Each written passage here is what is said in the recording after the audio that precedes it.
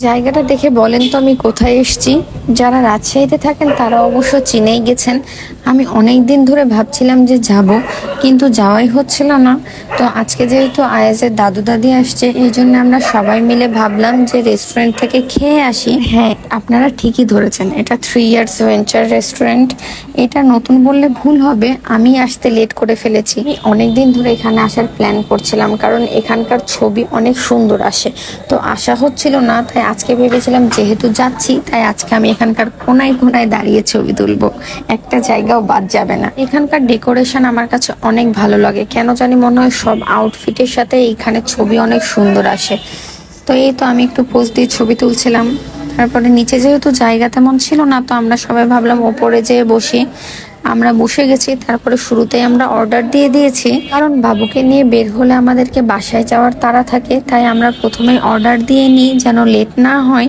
Chicken wings, pop chicken, একটা pasta, আর হচ্ছে একটা কোল্ড কফি আর ড্রিঙ্কস অর্ডার দিয়েছিলাম। এরপরে এই তো আমি আমার সিক্রেট প্ল্যানে বের হয়ে পড়ি, অর্থাৎ সব জায়গায় ছবি তোলার প্ল্যান। তারপরে আমি বের হয়ে এই জায়গাটা আমার কাছে খুব সুন্দর লাগে। এইখান থেকে বাইরের পরিবেশটা দেখা যাচ্ছিল, সামনেই মহিলা কলেজ, আর এইখান থেকে অনেক বেশি জোশ লাগছিল, রাস্তা দেখা যাচ্ছিল। ওই পাশটাতে আয়াজ ওর দাদির সাথে গাড়ি দেখছিল। এরপরে আমি ওকে নিয়ে ওকে একটু আদর করে দিচ্ছিলাম, ওর সাথে অনেকগুলো ছবি তুলছিলাম। দিনে এই জায়গাটা কেমন লাগে জানি না, তবে আমার কাছে মনে হয়েছে যে রাত্রে এই জায়গাটাতে আসলে বেশি সুন্দর লাগবে, আর ছবিও অনেক সুন্দর আসবে। আপনারা সবাই অনেকেই বলেন ছোট বাবু নিয়ে এত সুন্দর করে কিভাবে ঘুরে বেড়ায়, কিন্তু আপনারা শুধু উপরটাই দেখেন, ভিতরটা বুঝতে পারেন না। যেমন সুবিধা আছে তেমন অসুবিধাও আছে। এখানে আসার পরে আয়াস অনেকক্ষণ শান্ত থাকলেও একটু পরেই কান্না শুরু করে দেয়। তখন ওর জন্য আমি ফর্মুলা দুধ বানিয়ে দিই আর ওকে খাইয়ে দিই। এরপরে এই যে ওকে নিয়ে দৌড়াদৌড়ি করে ঘুম পাড়িয়ে দিই।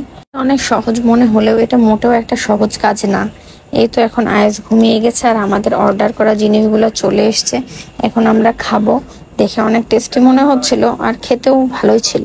তো পাস্তা অলওয়েজই ফেভারিট। এছাড়া চিকেন উইংসও আমার কাছে অনেক বেশি ভালো লাগে, তবে আমার কাছে কোল্ড কফির টেস্টটা একটু এভারেজ মনে হয়েছে, দাম অনুযায়ী অতও বেশি ভালো লাগেনি।